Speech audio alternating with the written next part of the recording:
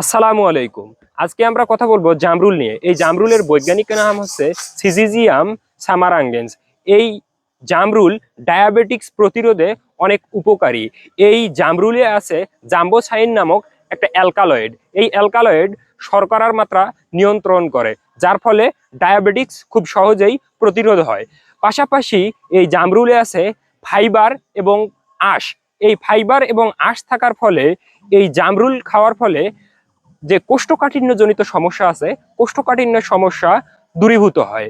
পাশাপাশি এই জামরুলে আছে পটাশিয়াম এবং ফাইবার, রক্তে কোলেস্টেরলের মাত্রা নিয়ন্ত্রণ করে, যার ফলে হৃদরোগের ঝুঁকি কমে। পাশাপাশি আছে এটাতে ক্যালসিয়াম এবং পটাশিয়াম এবং ভিটামিন সি, ভিটামিন এ।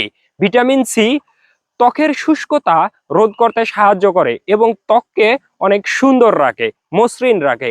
এটাতে আছে ভিটামিন এ। ভিটামিন এ রাতকানা রোধে সাহায্য করে।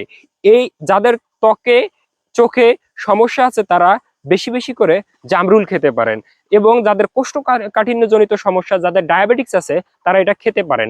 এটা অনেক উপকারী।